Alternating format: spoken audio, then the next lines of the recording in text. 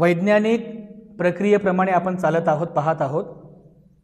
तिसऱ्या मुद्द्यामध्ये जी प्रोसिजर आहे, ज्याला आपण मार्ग म्हणूया, पाथ, वैज्ञानिक मार्ग, बौद्ध धम्मामध्ये हा उद्देश, कोणता उद्देश आहे? निब्बाण प्राप्त करणे।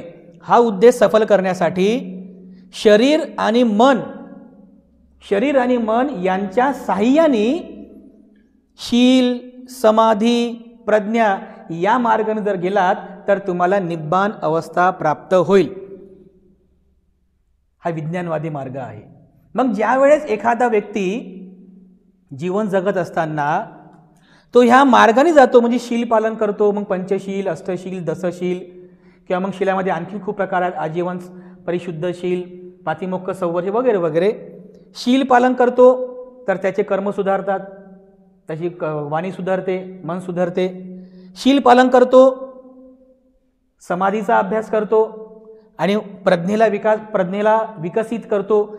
शील, समाधी, प्रज्ञा या मार्गाने तो गेल्यानंतर, या मार्गाचं आचरण केल्यानंतर मग त्यामधून जे काय कन्क्लूजन निघते, कन्क्लूजन म्हणजे निष्कर्ष, हिंदी में क्या कहते हैं आप उसको? निष्कर्ष को निष्कर्ष ही कहते हैं ना हिंदी में, निष्कर्ष, कन्क्लूजन। जे कन्क्लूजन निघते, निष्कर्ष, जसं मी तुम्हाला अगोदर बोललो ना की शेवटी आपण निष्कर्ष काढत असतो, निष्कर्ष।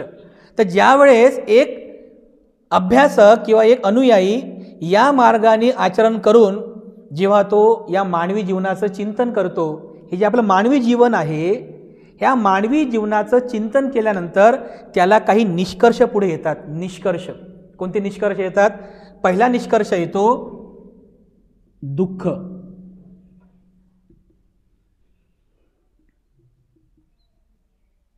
दुःख सत्य, हा पहिला निष्कर्ष येतो की हे जे मानवी जीवन आहे, या मानवी जीवनातील हे 4 प्रकारचे सत्य आहेत, 4 सत्याची त्याला अनुभूती येते।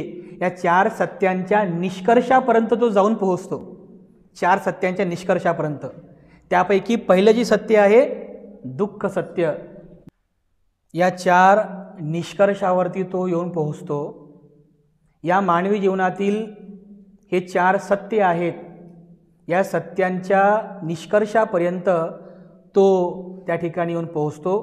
ज्या वेळेस तो या मार्गाचा अवलंब करतो, शील, समाधी, प्रज्ञा या मार्गाने जाऊन तो या 4 निष्कर्षांना स्वीकार करतो। कोणते कोणते निष्कर्ष आहेत? पहिला निष्कर्ष आहे की या मानवी जीवनामध्ये दुःखाचं अस्तित्व आहे, हे सत्य आहे, हे कोणीच नाकारू शकत नाही। तो कोणत्या धर्माचा असो, पंथाचा असो, संप्रदायाचा असो, हे सत्य आहे। दुःख आर्य सत्य, दुःख समुदाय आर्य सत्य, म्हणजे दुःखाचं कारण, म्हणजे दुःख तर आहे जीवनामध्ये, हमको क्या करना है? निब्बाण अवस्था प्राप्त करायची आहे ना। तर हे निब्बाण अवस्था प्राप्त करण्याचा हे कन्क्लूजन आहे, हे तुम्हाला निष्कर्ष मिळणार आहेत की दुःख आहे, या दुःखाला कारण आहेत, म्हणजे दुःखाला कारण आहे, त्या कारणांचा आपण निरोध करू शकतो। आणि दुःख निरोध गामिनी पटिपदा सत्य, आणि त्या कारणांचा निरोध करण्याचा एक मार्ग सुद्धा आहे, दुःख निरोध गामिनी पटिपदा। अशा पद्धतीने या 4 सत्यांपर्यंत, निष्कर्षांपर्यंत तो येऊन पोहोचतो आणि मग तो सिद्ध करतो की खरंच आहे। ज्या वेळेस या 4 आर्य सत्यांची त्याला अनुभूती होते की दुःख, दुःखाचे कारण, दुःख निरोध आणि दुःख निरोध गामिनी पटिपदा, तेव्हा या 4 आर्य सत्यांचं चिंतन करून तो शेवटी निब्बाण अवस्थेला प्राप्त करतो। म्हणजे अशा पद्धतीने वैज्ञानिक प्रक्रियेनुसार बुद्ध धम्माचा जेव्हा आपण अभ्यास करू, तर या प्रक्रियेनुसार सुद्धा मानवी जीवनामध्ये निब्बाण प्राप्त करणे या उद्देशाला आपण सफल करू शकतो। तर हा आहे बुद्ध धम्माचा विज्ञानवादी मार्ग। याच्यामध्ये तुम्ही इतर कोणत्याही गोष्टी ठेवा, म्हणजे कोणत्या दुसऱ्या गोष्टी ठेवा दुसऱ्या धर्मांच्या, तर त्या गोष्टी तुम्ही सफल करू शकत नाही, सिद्ध करू शकत नाही। फक्त बौद्ध धम्मच एक विज्ञानवादी मार्ग आहे, कारण त्या बौद्ध धम्माच्या विज्ञानवादी मार्गानुसार शील, समाधी, प्रज्ञा या मार्गानुसार तुम्ही या सत्याचं तुम्ही चिंतन करता आणि जीवनातील निब्बाण अवस्था प्राप्त करता। ज्या वेळेस भगवान बुद्धांनी हे 4 आर्य सत्य सांगितली, त्यावेळेस काही लोकांनी भगवान बुद्धांना दुःखवादी ठरवलं. आधुनिक काळात सुद्धा जे काही आता हे 19 शतक 20 शतक जे झालं ना, या आधुनिक शतकांमध्ये सुद्धा भगवान बुद्धांना दुःखवादी ठरवलं गेलं. दुःखवादी की भगवान बुद्ध दुःखच सांगतात. भगवान बुद्ध क्या है? दुःखवादी है. भगवान बुद्ध सिर्फ दुःख ही बताते हैं. भगवान बुद्धांवर जी टीका केली की बुद्ध हे दुःखवादी आहेत. परंतु एक गोष्ट तुम्ही लक्षात घ्या, ज्या वेळेस म्हणजे जसं आता बुद्ध आहेत, बुद्ध ज्यावेळेस तुम्ही आजारी पडता, छोटा मोठा तुम्हाला आजार होतो, आप बीमार पडते हो ना, ज्यावेळेस तुम्ही डॉक्टरकडे जाता, बरोबर आहे, डॉक्टरकडे गेल्यानंतर तुम्ही डॉक्टरांना पहिले तुमचं आजार सांगता. मेरा सिर दर्द कर रहा है, पेट दर्द कर रहा है ना, माझं डोकं दुखते, पोट दुखते वगैरे वगैरे. तुम्ही डॉक्टरांना तुमचा आजार सांगता. मग तो डॉक्टर काय करतो? त्या आजाराचे कारण पाहतो. जर पोट दुखत असेल, कल कुछ खाया था क्या, कुछ ऐसा वैसा खाया था, ते तो कारण पाहतो ना, तो ते कारण पाहतो. मग त्याच्या लक्षात येते, अरे ह्या कारणामुळे याचं पोट दुखत आहे. मग तो काय विचार करतो? ठीक आहे, आता हे कारणामुळे ना, हे कारण आपल्याला निरोध करावं लागेल, ह्या कारणांचा निरोध करावा लागेल. मग तो सांगतो की पुढील काही दिवसांपर्यंत आंबट खाऊ नका, पुढील काही दिवस चहा पिऊ नका वगैरे वगैरे, प्रोसिजर वाईज. आणि या सोबत मग तो दुःख निरोधगामिनी पटिपदा, आजार निरोधगामिनी पटिपदा, रोग निरोधगामिनी पटिपदा कुछ टॅबलेट लिख के देता है. हे सकाळी एक, दुपारी एक, संध्याकाळी एक, आणि हे निरोध करा तुम्ही. म्हणजे अशा पद्धतीने तो डॉक्टर तुम्हाला त्या आजारातून बरा करतो. तर बुद्ध सुद्धा एक डॉक्टरच आहेत.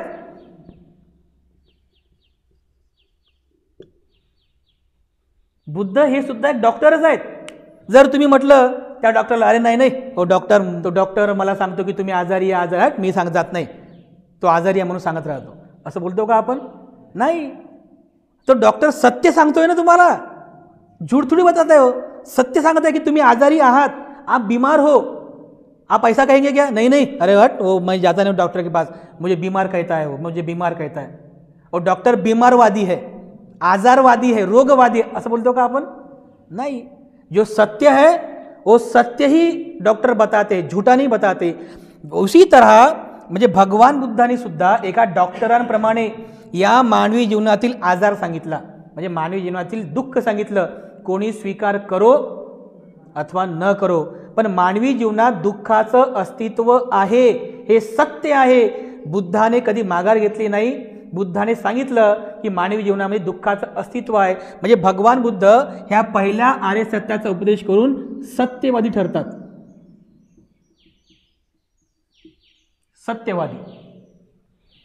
सत्यवादी म्हणजे काय?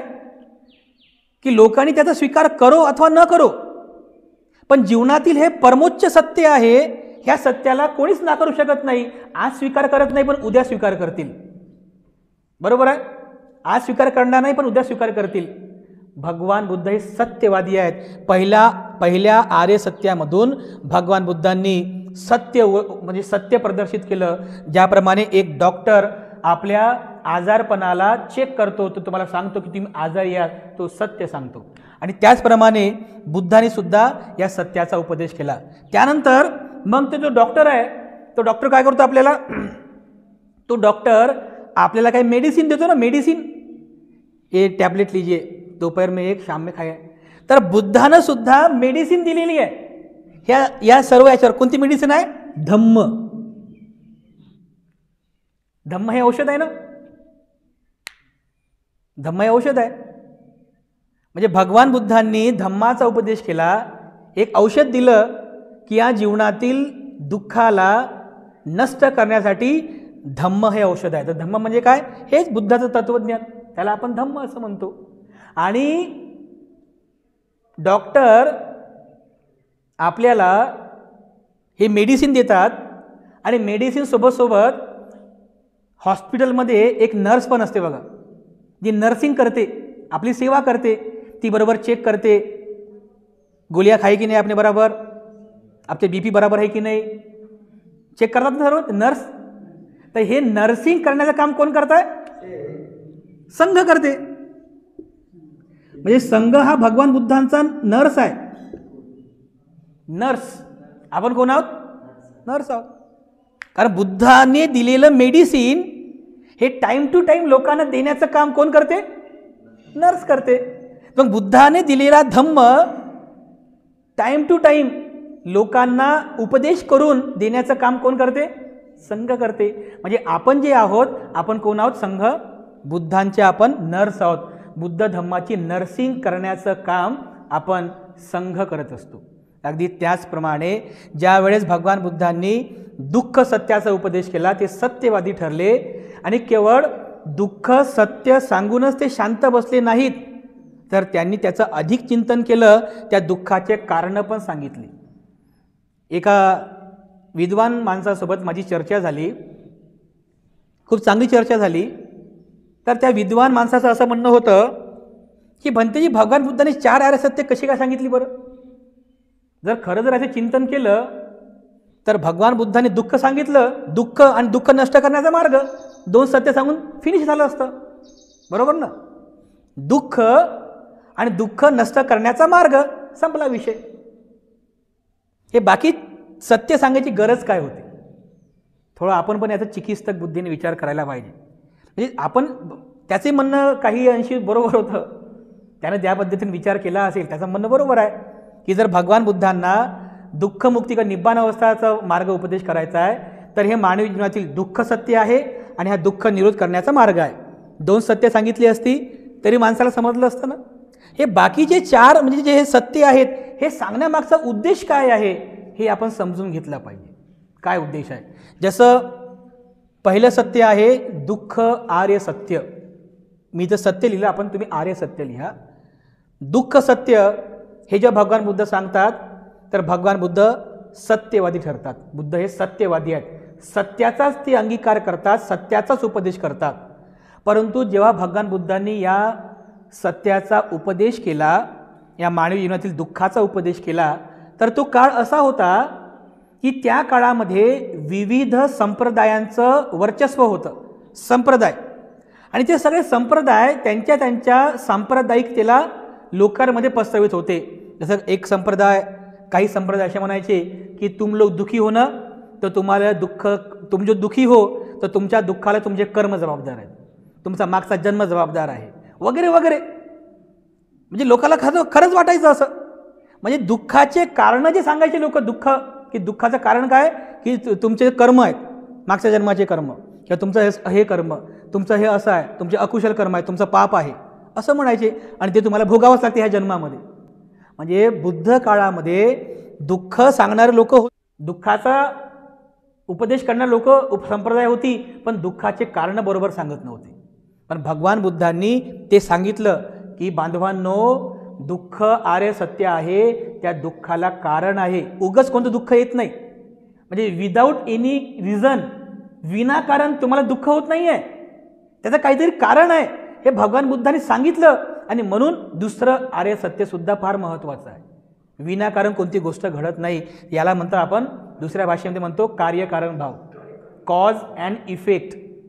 कारणाशिवाय कार्य घडत नाही, आणि जर कार्य घडत असेल तर त्याला काहीतरी कारण आहे. म्हणजे दुःख झालं असेल, दुःख आहे, त्या दुःखाचं कारण सुद्धा आहे. म्हणजे भगवान बुद्धांनी या दुःखाचं कारण, हेतू स्पष्ट केलेला आहे. हेतू, काहीतरी हेतू आहे, काहीतरी कारण आहे. आणि म्हणून दुःख समुदाय आर्य सत्याला उपदेश करून भगवान बुद्ध हे हेतुवादी ठरतात. हेतुवादी, हेतू म्हणजे कारण.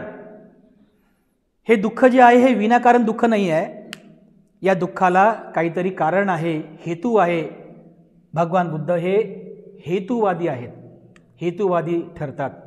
भगवान बुद्धांनी तिसरं आर्य सत्य सांगितलं, दुःख निरोध आर्य सत्य. म्हणजे या दुःखाचा आपण निरोध करू शकतो. बरं, हे सांगायची गरज काय पडली असेल? डायरेक्ट दुःखमुक्तीचा मार्ग सांगायला पाहिजे होता ना. पण याचं सुद्धा एक महत्त्व आहे.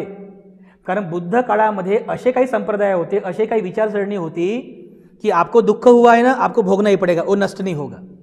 म्हणजे लोक निराश झाले होते. अरे हे माझा जन्म ह्या जातीमध्ये झाला, आता मला हेच भोगावं लागणार आहे.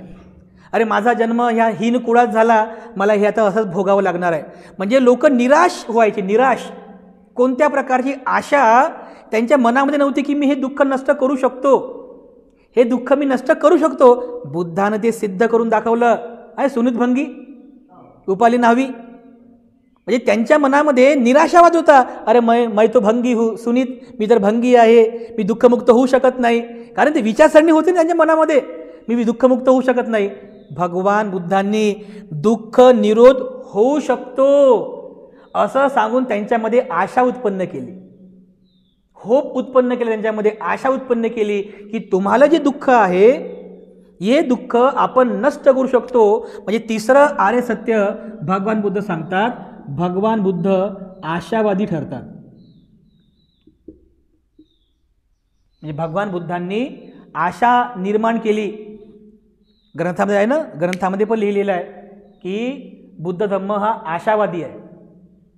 तुमच्यामध्ये आशा उत्पन्न करतो की तुमचं दुःख नष्ट होऊ शकते, या दुःखाला तुम्ही नष्ट करू शकता. म्हणजे बुद्ध हे आशावादी आहेत, कारण तुमच्यामध्ये ते आशा, होप उत्पन्न करतात दुःखमुक्तीच्या मार्गाची. मग ज्या वेळेस दुःख निरोधगामिनी पटीपदा, की दुःख निरोध करण्याचाही एक मार्ग आहे. मग या दुःख निरोधगामिनी म्हणजे या मार्गाचा जेव्हा भगवान बुद्धांनी उपदेश केला की हा तो मार्ग आहे, या मार्गाने जर तुम्ही गेलात तर तुमचे दुःख नष्ट होतील, तुम्ही जीवनामध्ये निब्बान अवस्था सुद्धा प्राप्त करू शकता. मग भगवान बुद्धाने जो मार्ग उपदेश केलेला आहे याचाच अर्थ भगवान बुद्ध हे मार्गवादी आहेत.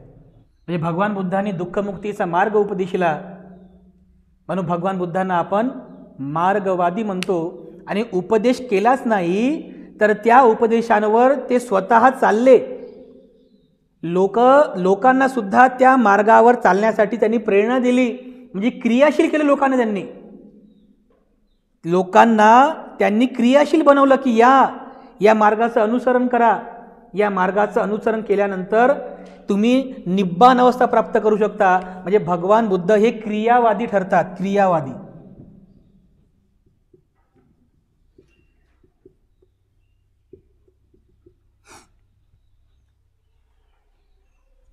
बुद्ध काळामध्ये एक पंथ होता अक्रियवाद, म्हणजे जीवनामध्ये काहीच नाही आहे, अक्रिय आहे सर्व.